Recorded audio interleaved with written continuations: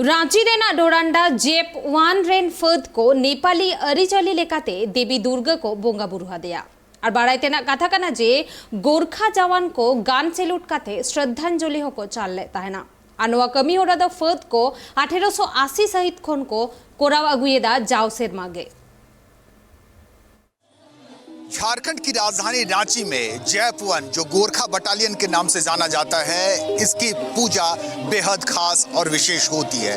1880 में स्थापित इस वाहिनी के नाम बदलते गए और झारखंड बनने के बाद इस वाहिनी का नाम झारखंड आर्म्ड पुलिस हो गया, यानी जैप हो गया, और नंबर 1 यानी जैप वन इस बटालियन का नाम है। और इस बटालियन की या इस वाहिनी के कैंपस में इसकी जो विशेष पूजा होती है, उस विशेष पूजा के आपको दृश्य दिखाते हैं। हम यहाँ इस जैप वन के 9 दिनों तक चलने वाली इस पूजा विधि में अंतिम दिन 9 कन्याओं की पूजा होती है और उससे खास और उससे अलग यहाँ जो बलि की प्रथा है वो बलि यहाँ दी जाती है। और इस बलि के दौरान इस बलि स्थल पर ये 9 कन्याओं की पूजा का दृश्य आप देख रहे हैं। यह गोरखा बटालियन जिसमें ज़्यादातर नेपाली समुदाय के लोग, यहाँ 9 कन्याओं की पूजा हो रही है।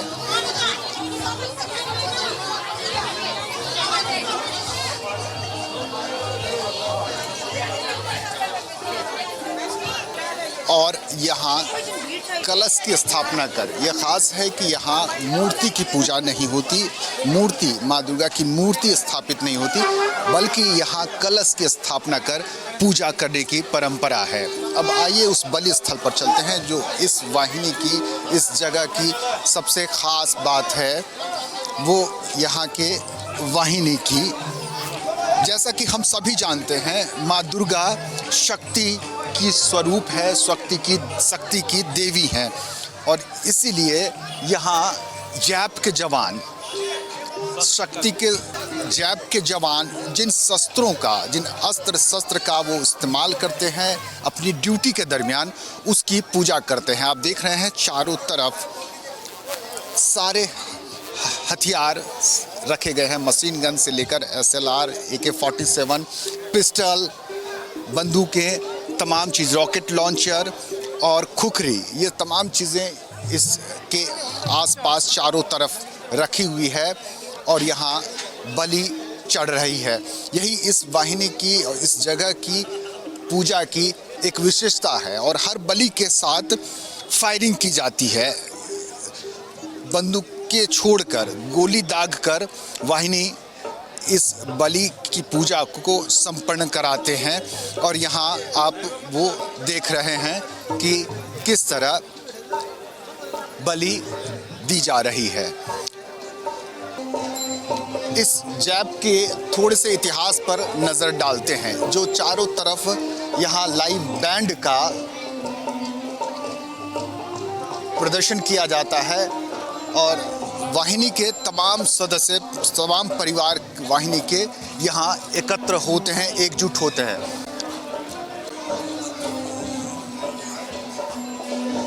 गोरखा बटालियन के नाम से भी इसे जानते हैं, लेकिन झारखंड आर्म पुलिस, इसका पूरा नाम है झारखंड आर्म पुलिस 1। वाहिनी स्थापना एवं प्रतिनियुक्ति स्थल आप देख रहे हैं न्यू रिजर्व फोर्स के नाम से 1880 में यह इस वाहिनी की स्थापना की गई थी। दिल्ली दरबार इनका नाम हुआ 1902 में। 1905 में ये JMP के नाम से स्थापित हुआ। दिल्ली दरबार बंगाल मयूरभंज, यहाँ इनकी पदस्थापना हुई।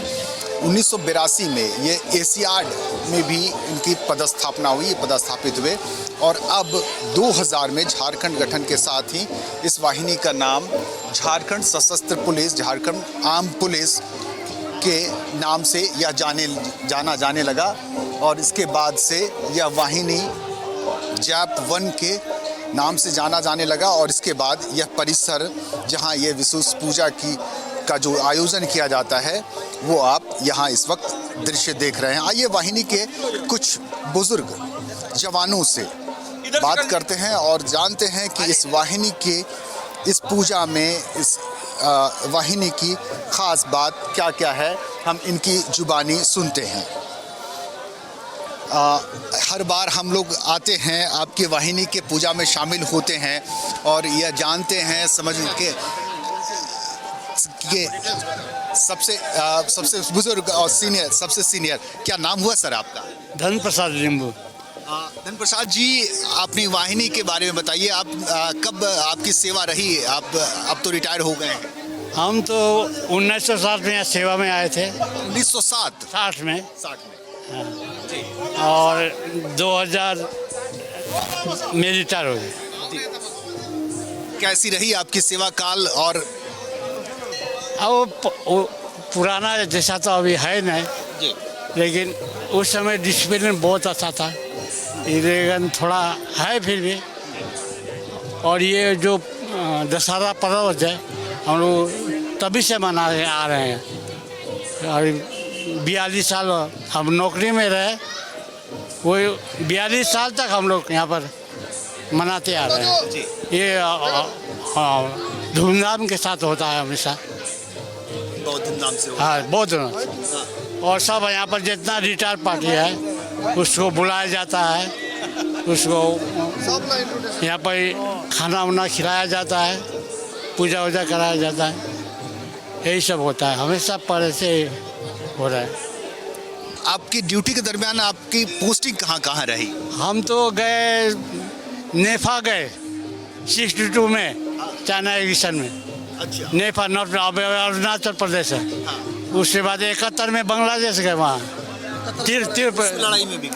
त्रिपुरा में गए। 83 में ये एशियन गेम हुआ था दिल्ली में, वहाँ गए। अच्छा, स्पोर्ट्स में? हाँ स्पोर्ट्स में नहीं, हम नहीं गए थे, मतलब ड्यूटी गए थे, वो बटालियन का ड्यूटी था, उस समय गए थे। फिर 1983 में यही 3-4 जगह गए। और आपका क्या एक्सपीरियंस रहे, कैसे रहे? जो इन्होंने बताया वही एक्सपीरियंस हमसे सीनियर ये। अच्छा, आपसे सीनियर है? हाँ, हम तो 1968 में अपॉइंटमेंट हुए इस बटालियन। जी हाँ, इसका हमारा 40 वर्ष नौकरी करने के बाद रिटायरमेंट हो गया। ये जो परंपरा आप देख रहे हैं, ये पहले से रीति रिवाज चली आ रही है, मगर अभी बहुत ज़्यादा डेवलप हुआ है। हमारा समय इतना डेवलप नहीं था, अभी बहुत ज़्यादा डेवलप किया है। ये परंपरा नहीं टूटेगी, ये बलि की प्रथा अपना सदियों से जो चला पुरखों द्वारा चली आ रही थी, वही चली आ रही है। अच्छा है ये परंपरा हम लोग का। जी बिल्कुल। यहाँ जो है नई और पुरानी दोनों के समागम का एक बेहद खूबसूरत तस्वीर। और ख़ास बात यह भी है कि यहाँ इस पूजा के दरमियान जो सीनियर होते हैं, जो बुज़ुर्ग होते हैं, नए लोग, नए जवान, उन्हें विशेष तौर पर आमंत्रित करते हैं, सम्मानित करते हैं कि वो यहाँ आए और इस पूजा में शामिल हो और नए जवानों को, नए बच्चों को वो आशीर्वाद दें, अपना अनुभव भी बांटे। तो एक 9 दिनों का जो उत्सव होता है, इस उत्सव में ये खुलकर जमकर एक दूसरे के साथ एक उम्र की सीमा जो है वो टूट जाती है, ऐसा लगता है। मैं एक्चुअली बिलोंग करता हूँ आर्मी से। जी हाँ जी। तो जैसे ये बकरा वकरा करता वहाँ तो भैंसा कटेगा आर्मी में। हाँ जी, कहाँ पदस्थापित रहे आप? हम बहुत ऑल ओवर इंडिया। हाँ, यहाँ पर अच्छा है, बढ़िया लग रहा है, अपना समाज है। जी, तो अब क्या बताऊँ? आपके बच्चे भी आर्मी में हैं? बच्चे मेरा जैप में है, एक है बाहर कनाडा में। मतलब एक आपकी विरासत जो है वो फौज में जरूर देश की सेवा में है। बिल्कुल यही खासियत है आप लोगों की कि आप कितना भी पढ़ लिख लें या कितना भी दूर चले जाएं, लेकिन इस सेवा को यानी देश सेवा को एक परंपरा की तौर पर निभाते चले आ रहे हैं। क्या नाम हुआ सर आपका? हमारा किशोर प्रधान नाम हुआ। किशोर जी, कुछ खास यादें, कुछ खास लम्हे आप अपने वाहिनी? हम लोग से वाहिनी से तो रिलेटेड नहीं है, हम आउटसाइड से किए हैं, पीएससी में थे, रिटायर्ड हैं, लेकिन हमसे रिलेटेड है यहाँ से, हमारा भाई वगैरह, फादर इन लॉ वगैरह यहाँ थे, रिलेटेड हैं। तो ये ट्रेडिशन चला आ रहा है हम लोग का, दसवीं का ये जो त्यौहार है, ये प्रोग्राम जो चल रहा है, ये हम लोग ट्रेडिशनल है। और ये सब चले लेकिन आ पूजा में आप यहाँ जरूर आ में जाए, शामिल होते हैं। दूसरी जगह काम में पोस्टिंग में रहे हैं। हमारे जितना भी हैं रिटायर्ड लोग हैं, रिलेटेड है यहाँ से, सब लोग आते हैं। जो नए भी हैं, बाहर से भी हैं, तो आते हैं, क्योंकि अपना ये कम्युनिटी, परिवार कम्युनिटी है, सब लोग यहाँ मिलना जुलना होता है, नहीं सब भी होता है, यही सब बिल्कुल, है। मैं देखता हूँ यहाँ रांची में जितने भी गोरखा समुदाय के लोग हैं, सब एक जाति समूह की तरह नहीं बल्कि एक परिवार की तरह एक दूसरे के साथ खड़े रहते हैं, साथ होते हैं। सर, क्या नाम हुआ आपका? मेरा नाम जीवन कुमार थापा। मेरे पिताजी इसी यूनिट में इंस्पेक्टर के पोस्ट से रिटायर किए हैं और मेरी बचपना इसी कैंप के अंदर ही बीता है। और यही मैंने जो कैंप में रहते हुए मैंने एजुकेशन कंप्लीट किया। कंप्लीट करने के बाद मेरी नौकरी हो गई अकाउंटेंट जनरल ऑडिट साइड में।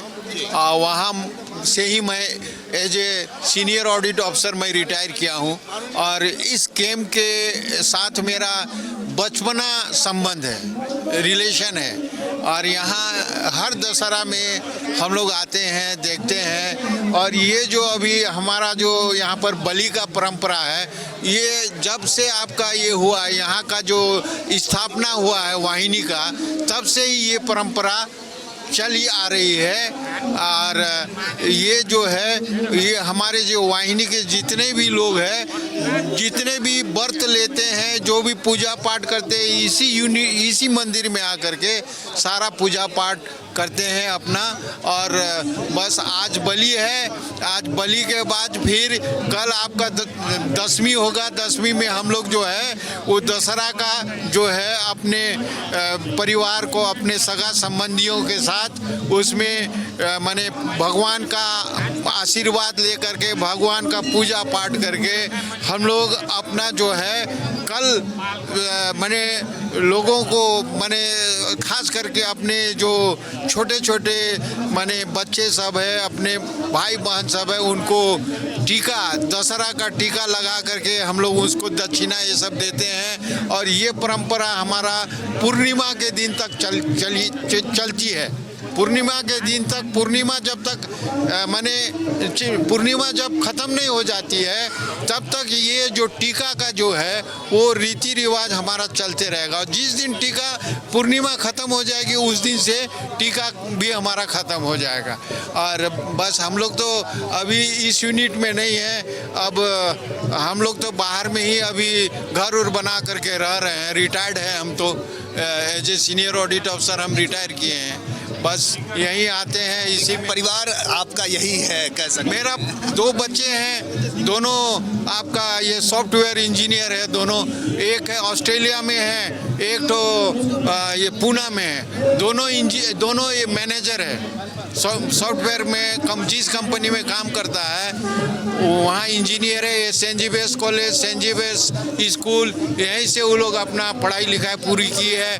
और उसके बाद हायर एजुकेशन जो है वहाँ सिम्बोसिस पुणे से किया और वहीं नौकरी उकरी हो गया। अब एक परिवार मेरा जो है, बहू मेरा वो भी आपका ये मैनेजर है, वो भी ऑस्ट्रेलिया में है, आपका ओराकल में है। और मेरा बेटा भी वहीं पर है। और पूना में मेरा जो है आपका इसमें एमडॉक्स में है, वहाँ वो मैनेजर है। अब बस ऐसे ही चल रहा है। चलिए, ऐसे ही चलता रहे।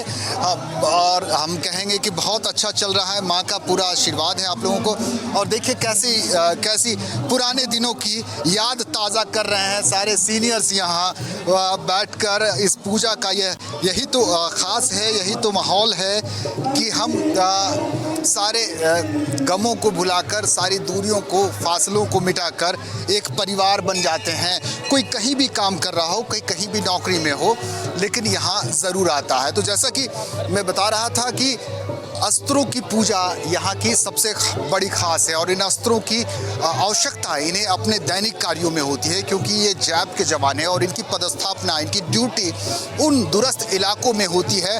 और जब भी देश में कोई संकट आता है तो ये इस सीमा से बाहर, यानी झारखंड राज्य से बाहर भी इनकी पदस्थापना या इनकी ड्यूटी दी जाती है। झारखंड में जितनी भी VIPs हैं, चाहे मुख्यमंत्री हो या मंत्री या नक्सल प्रभावित क्षेत्रों के अधिकारी और जनप्रतिनिधि, सबों को की सुरक्षा वो जैप के जवानों के द्वारा की जाती है। और नक्सल प्रभावित इलाकों में जैप की टुकड़ियां, जैप के जवान ड्यूटी पर तैनात है, तो उन्हें आवश्यकता होती है शक्ति की, हथियारों की, और इनके हथियार यहाँ आज पूजे जाते हैं ताकि उनके हथियार वक्त पर, जंग के वक्त पर उनका साथ निभाए, दुश्मनों से लड़ने में, दुश्मनों से निपटने में। और यही खासियत और यही खास चीज़ें इस जैप 1 के दुर्गा पूजा की, ये इस जगह की दुर्गा पूजा की यही खासियत खास बनाती है, न सिर्फ इस वाहिनी को बल्कि इस पूरे झारखंड सशस्त्र पुलिस के इस वाहिनी की डोरंडा स्थित जगह को भी। कैमरामैन संजय सिंह के साथ सुरेंद्र सोरेन, रांची से।